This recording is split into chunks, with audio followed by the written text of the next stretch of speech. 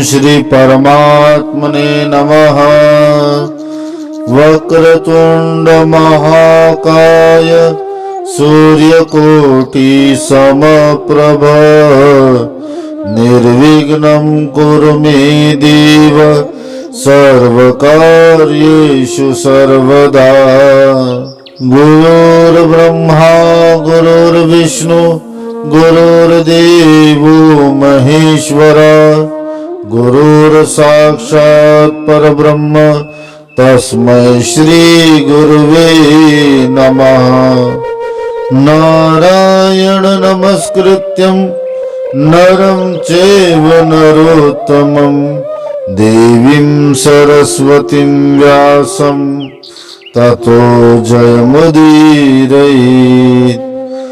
गीता शास्त्रमिदं पुण्यं यः पठेत् प्रयतः पुमान् विष्णुः पदमवाप्नोति भयशोकादिवर्जितः।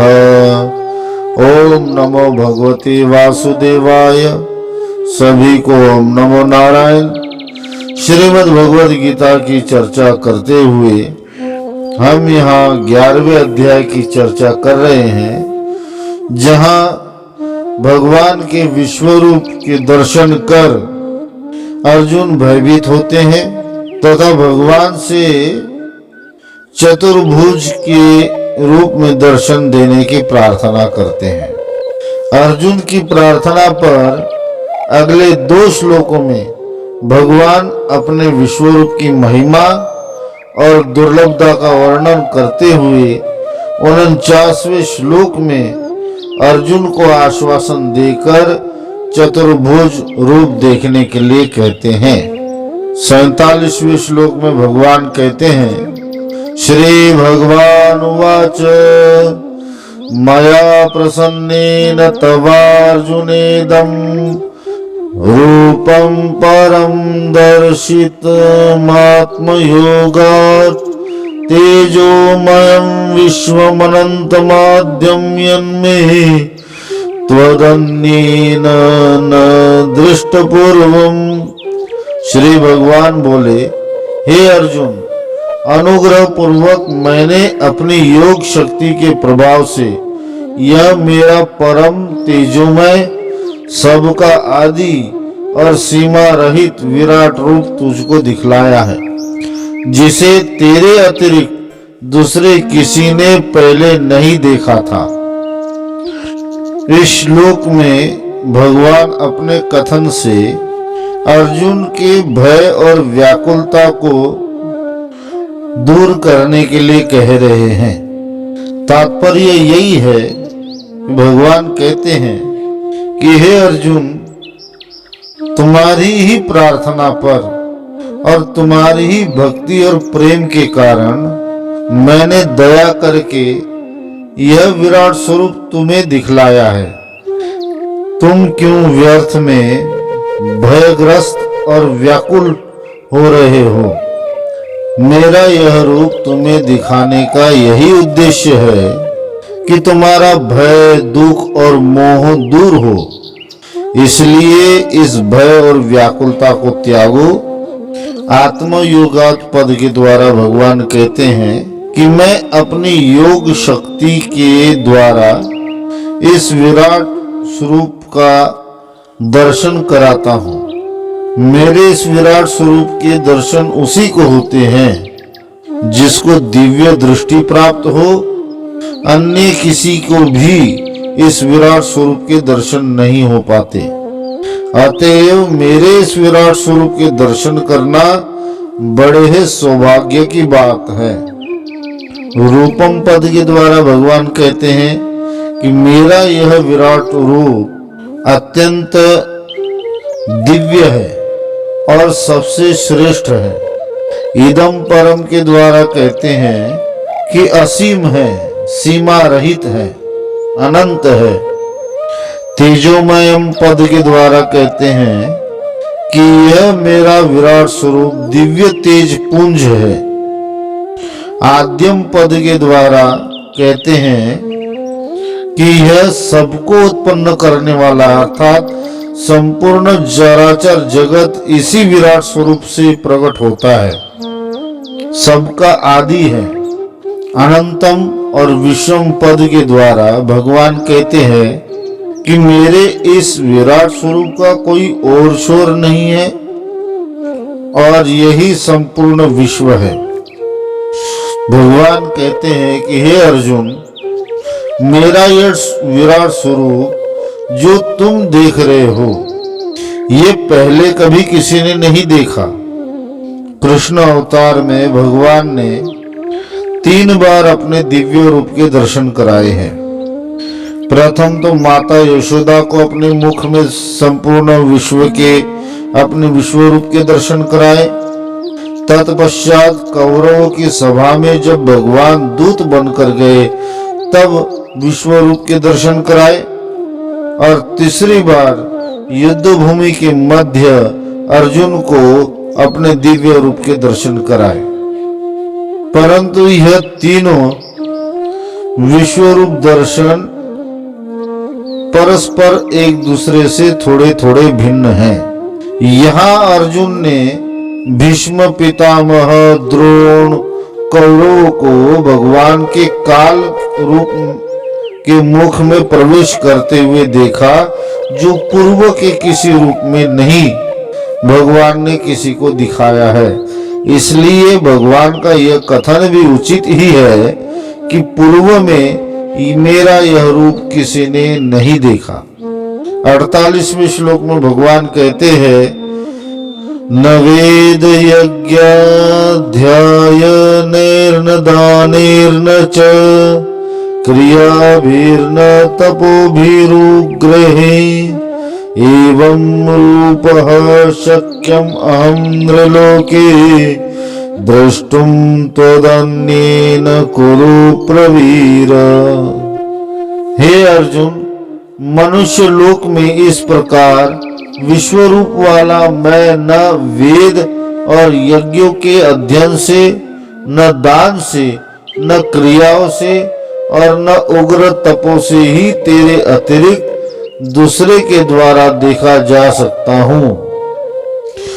वेद यज्ञाध्यायन ही अर्थात वेदों का अध्ययन करने से अथवा वेदोक्त रीति से यज्ञ आदि कर्म करने से, दाने ही अर्थात दान करने से, क्रिया भी ही अर्थात वेदों में निहित श्रोत और स्मार्त कर्म करने से, वर्णाश्रम धर्म का उचित पालन करने से और उग्र ही तपोभी आदि से व्रत आदि करने से यह विराट रूप नहीं देखा जा सकता, ऐसा यहाँ भगवान का कथन है।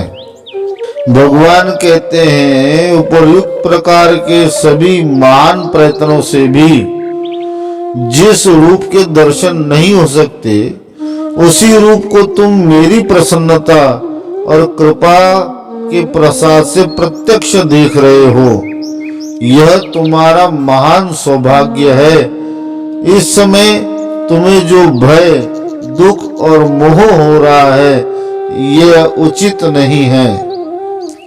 आशय यही है कि भगवान कहते हैं कि यह मानव जन्म ही एकमात्र ऐसा है जो विभिन्न प्रकार के कर्मों के द्वारा अधिकार प्राप्त करता है। सकाम कर्मों के द्वारा यज्ञ आदि अनुष्ठान करके मन वांछित फल तथा अधिकार मनुष्य प्राप्त कर सकता है, देवलोक तथा पितृलोक आदि को प्राप्त कर सकता है।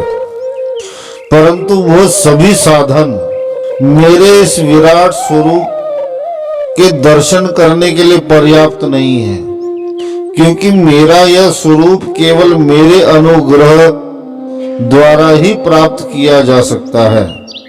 कुरु प्रवीर संबोधन से भगवान का यही आशय है कि हे अर्जुन, तुम सभी कौरवों में श्रेष्ठ वीर पुरुष हो। तुम्हारे जैसे शूरवीर को इस प्रकार भयग्रस्त होना शोभा नहीं देता। इसलिए मेरे अनुग्रह को समझो और अपने इस भय और व्याकुलता को त्यागो। 49वें श्लोक में भगवान कहते हैं, माते व्यथा मा च विमूढ़ भावो दृष्ट्वा रूपम घोरमिदृङ्गमेदं व्यपेतभिः प्रीतमनाः पुनस्त्वं तदेव मे रूपमिदं प्रपश्य। मेरे इस प्रकार के इस विकराल रूप को देखकर तुझको व्याकुलता नहीं होनी चाहिए और मूढ़ भाव भी नहीं होना चाहिए। तू भय रहित और प्रीति युक्त मन वाला होकर उसी मेरे इस शंख चक्र गदा पद्म युक्त चतुर्भुज रूप को फिर देख। इस कथन से भगवान ने यह भाव दिखलाया है कि हे अर्जुन, तुम्हारी प्रार्थना पर तथा तुम्हारी शरणागति और भक्ति से प्रसन्न होकर ही मैंने इस दुर्लभ विराट रूप के तुम्हें दर्शन कराए। मेरे इस विराट स्वरूप के दर्शन से तुममें भय उत्पन्न होना और मूढ़ भाव का होना यह कदापि उचित न था। फिर भी मेरे इस दिव्य स्वरूप को देखकर तुम्हें व्यर्थ मोह हो रहा है और अब तुम चाहते हो कि मैं अपने इस स्वरूप का संवर्धन करके तुम्हें अपने चतुर्भुज रूप के दर्शन कराऊं। तब तुम्हारी इच्छा से और तुम्हारे प्रेमवश अब मैं अपने इस विराट स्वरूप को अंतर्ध्यान करता हूँ।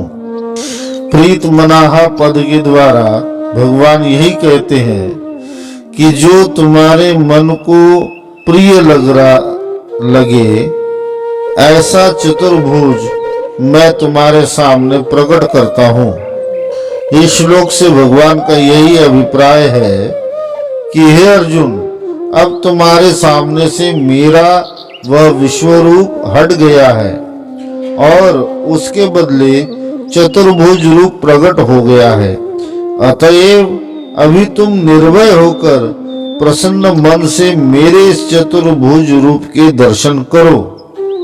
इस प्रकार अर्जुन की प्रार्थना पर भगवान ने विराट रूप का संवर्धन कर अपने चतुर्भुज रूप का दर्शन अर्जुन को कराया। 50वें श्लोक में संजय के दृष्टिकोण से अब संजय धृतराष्ट्र से जो कहते हैं वह बताते हैं।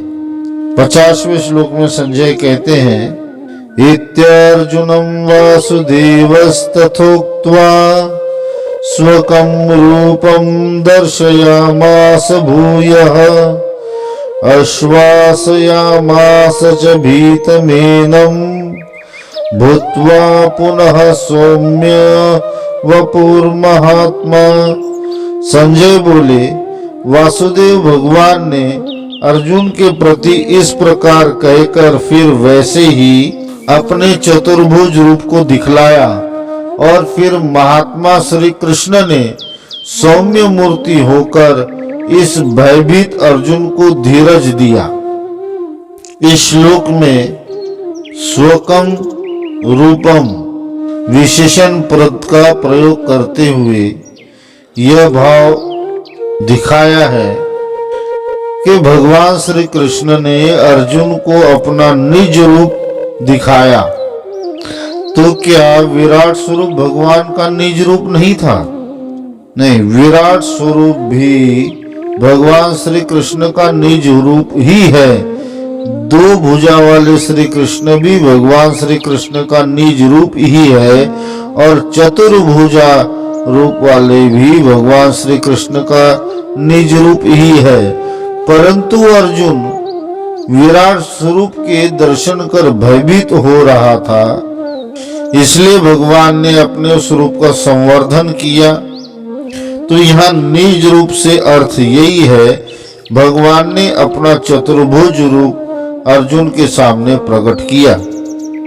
भगवान के दिव्य रूप के दर्शन कर संजय को भी अब यह दृढ़ हो गया कि यह श्री कृष्णचंद्र ही भगवान है, पर ब्रह्म परमात्मा है। इसलिए महात्मा और सौम्य वपुहु पद के द्वारा भगवान को यहाँ संजय ने संबोधित किया। महात्मा अर्थात जो सबका आत्मा है, महान आत्मा, और सौम्य वपु अर्थात दिव्य चतुर्भुज रूप जो इस समय अर्जुन भगवान का देख रहे थे तथा संजय भी उस रूप के दर्शन कर रहे थे। इस प्रकार भगवान श्री कृष्ण ने अपने विश्व रूप को संवरण करके चतुर्भुज रूप के दर्शन देने के पश्चात जब स्वाभाविक मानुष रूप से युक्त होकर अर्जुन को आश्वासन दिया, तब अर्जुन सावधान होकर कहने लगे। अर्जुन उवाच दृष्ट्वेदं मानुषं रूपं तव सौम्यं जनार्दन इदानीमस्मि संवृतः सचेतः प्रकृतिं गतः। अर्जुन बोले, हे जनार्दन, आपके इस अति शांत मनुष्य रूप को देखकर अब मैं स्थिर चित्त हो गया हूँ और अपनी स्वाभाविक स्थिति को प्राप्त हो गया हूँ। भगवान के विराट रूप को देखकर अर्जुन के मन में भय, व्यथा और मोह आदि विकार उत्पन्न हो गए थे। उन सब का अभाव अब भगवान के इस दिव्य चतुर्भुज रूप के दर्शन कर हो गया। इसी बात को सचेताः, संवृतः और प्रकृतिं गतः पद के द्वारा अर्जुन भाव प्रकट कर रहे हैं। सचेतः अर्थात स्थिर चित्त हो गया हूँ, संवृतः अर्थात मेरे सभी मोह दूर हो गए, और प्रकृतिं गतः अर्थात मैं अपनी वास्तविक स्थिति को प्राप्त हो गया हूँ। अब भय और व्याकुलता एवं कंप आदि जो अनेक प्रकार के विकार मेरे मन, इंद्रिय और शरीर में उत्पन्न हो गए थे, उन सब के दूर हो जाने से अब मैं पहले की तरह स्वस्थ हो गया हूँ। इस प्रकार अर्जुन के वचन सुनकर अब भगवान दो श्लोकों द्वारा अपने चतुर्भुज देवरूप के दर्शन की दुर्लभता और उसकी महिमा का वर्णन करते हैं। श्री भगवान वाच सुदुर्दर्शमिदं रूपं दृष्टवानसि यन्मम देव अप्ययस्य रूपस्य नित्यं दर्शनकांक्षिणः। भगवान बोले, मेरा जो चतुर्भुज रूप तुमने देखा है यह सुदुर्दर्श है, अर्थात इसके दर्शन बड़े ही दुर्लभ है। देवता भी सदा इस रूप के दर्शन की आकांक्षा करते रहते हैं। सुदुर्दर्शम विशेषण देकर भगवान ने अपने चतुर्भुज रूप के दर्शन की दुर्लभता और उसकी महत्ता बताई है। आशय यही है कि भगवान कहते हैं, हे अर्जुन, मेरे जिस चतुर्भुज मायातीत दिव्य गुणों से युक्त नित्य रूप के तुमने दर्शन किए हैं, उस रूप के दर्शन बड़े ही दुर्लभ है। इसके दर्शन उसी को हो सकते हैं जो मेरा अनन्य भक्त होता है और जिस पर मेरी कृपा की पूर्ण प्रकाश, पूर्ण दृष्टि हो जाती है। भगवान कहते हैं कि मेरा यह स्वरूप देवताओं के लिए भी दुर्लभ है, क्योंकि मेरे स्वरूप का दर्शन करने के लिए देवता भी नित्य ललायित रहते हैं। अगले श्लोक में भगवान कहते हैं, नाहं वेदैर्न तपसा न दानेन न चिज्जया शक्य एवं विधो दृष्टुं दृष्टवानसि मां यथा। भगवान कहते हैं कि जिस प्रकार तुमने मुझे देखा है उसी प्रकार चतुर्भुज वाला मैं न वेदों से, न तप से, न दान से और न यज्ञ से ही देखा जा सकता हूँ। पूर्व में भगवान ने कहा है कि मोक्ष की इच्छा रखने वाले पुरुषों द्वारा यज्ञ, दान, तप रूप आदि क्रियाएं फल छोड़कर फल की इच्छा का त्याग कर निष्काम भाव से यदि की जाती है तो निष्काम कर्म के द्वारा ही भगवान को प्राप्त कर सकता है। परंतु यहाँ भगवान कहते हैं उन उपर्युक्त सभी साधनों का प्रयोग करके भी मेरे इस दिव्य चतुर्भुज रूप के दर्शन दुर्लभ है, क्योंकि यह सब ना तो वेदों के अध्ययन से प्राप्त होता है ना ही किसी अन्य कर्म से। मेरे इस स्वरूप का दर्शन केवल मेरे अनुग्रह पर और मेरे प्रेम पर ही निर्भर करता है। केवल और केवल अनन्य भक्ति और पूर्ण रूप से मेरी शरणागत होकर जो केवल मेरी प्रसन्नता के लिए ही कर्म करते हैं उन लोगों के लिए मेरा यह दर्शन प्राप्त करना संभव है।